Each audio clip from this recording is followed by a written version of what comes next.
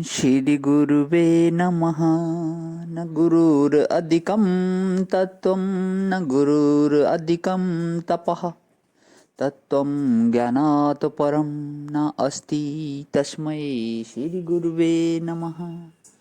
ओम शांति शांति शांति। प्रणाम भगवान।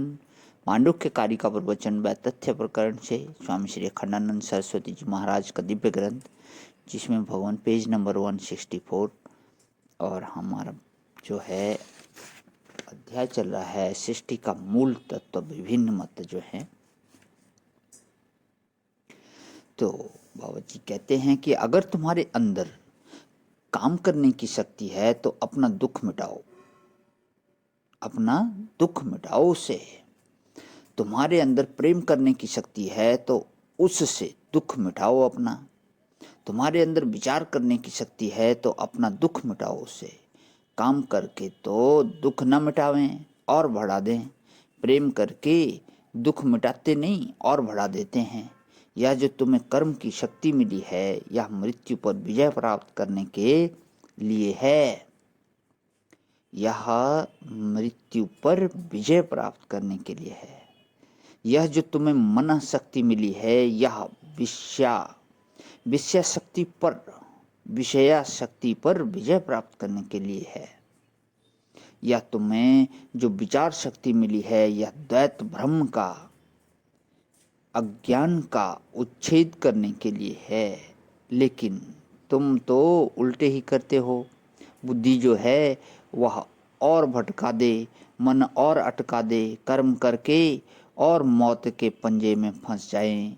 यह विपर्य हो गया ना।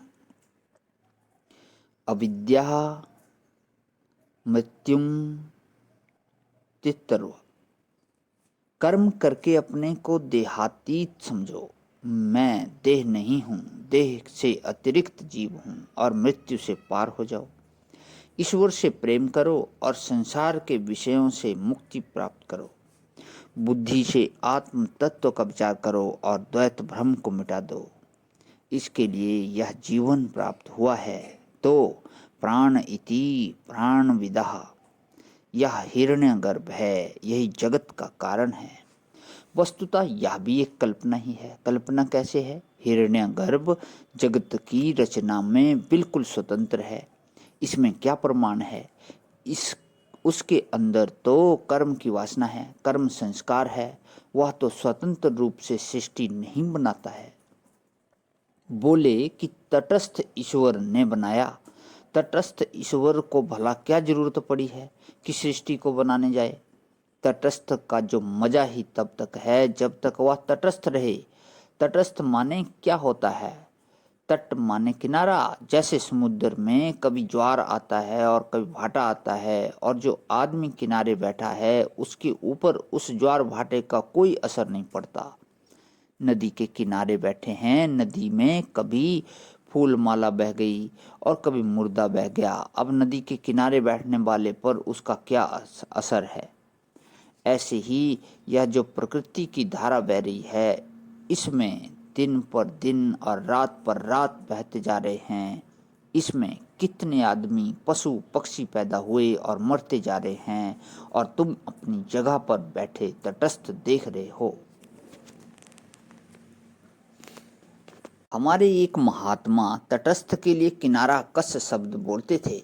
तो किनारा कस हो जाओ। एक के घर में मेहमान आए तो पति पत्नी दोनों आपस में लड़ने लगे। अब मेहमान को क्या करना चाहिए? पति का पक्ष लेना चाहिए कि पत्नी का पक्ष लेना चाहिए? बोले कि किनारा कस हो जाओ, तटस्थ हो जाओ।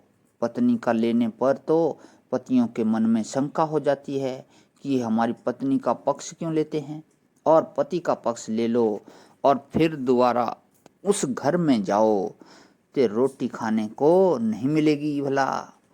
तो दोनों में सबसे मज़ेदार बात क्या होगी कि तटस्थ हो जाओ, दोनों से अलग हो जाओ। इसी को किनारा कस बोलते हैं। हर जगह झगड़े में नहीं पड़ना चाहिए, पंचायत नहीं करनी चाहिए, सबका चौधरी नहीं बनना चाहिए। वह तो इसकी विद्या भी सब लोगों को नहीं आती। दो आदमियों के झगड़े में पड़कर प्रायः लोग पिटते हैं। प्रणाम भगवान। आज ही विराम। ओम शांति शांति शांति।